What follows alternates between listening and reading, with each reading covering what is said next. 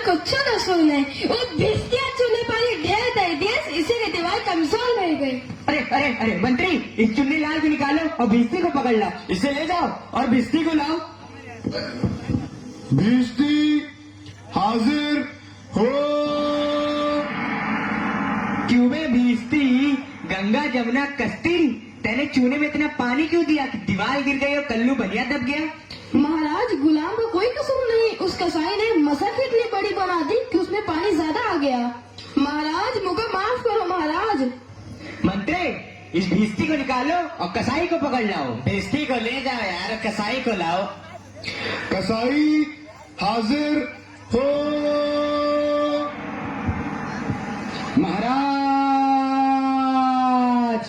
क्यों रे कसाई, तेने मसक ऐसी क्यों बनाई, दीवार गिराई और बकरी दबाई, बोल। महाराज, गड़रिया ने टके पर ऐसी बड़ी भीड़ मेरे हाथों बेची कि उसकी मशक ही बड़ी बन गई।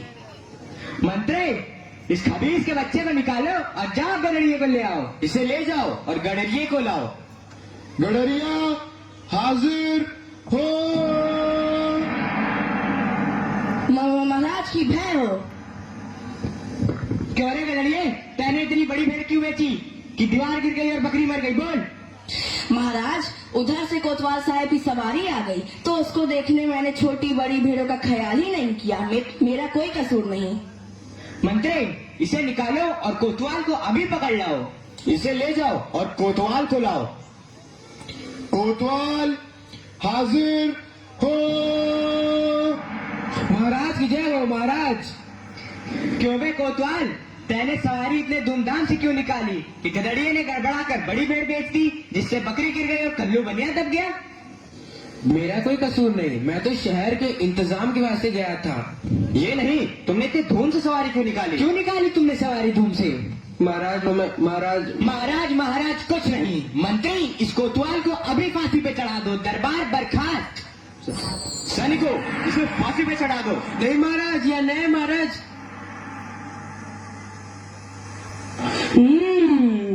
गुरुजी ने तो हमको यहाँ रहने से मना किया था।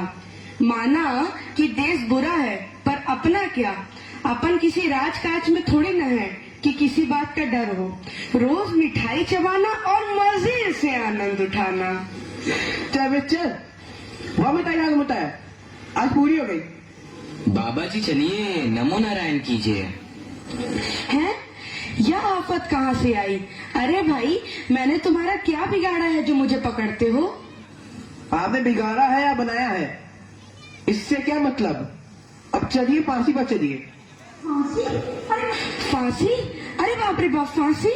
मैंने किसकी जान लूटी है कि मुझको फांसी? मैंने किसके प्राण मारे हैं जो मुझको फांसी? आप बड़े मोटे हैं, इस वास्ते आपको फांसी होगी। मोटे होने से फांसी? ये कहाँ का न्याय है? अरे फकीरों से हंसी नहीं की जाती। बात यह है कि कल कोतवाल साहब को फांसी का हुक्म हुआ था। जब फांसी देने को ले गए तो फांसी का फंदा बड़ा हुआ, क्योंकि कोतवाल साहब दुबले हैं। हमने इस पे महाराज से अर्ज किया कि किसी मोटे आदमी को पकड़कर फांसी दे दें। इस वास्ते तुमको ले जाते हैं कि कोतवाल के बदले तुमको फांसी दें।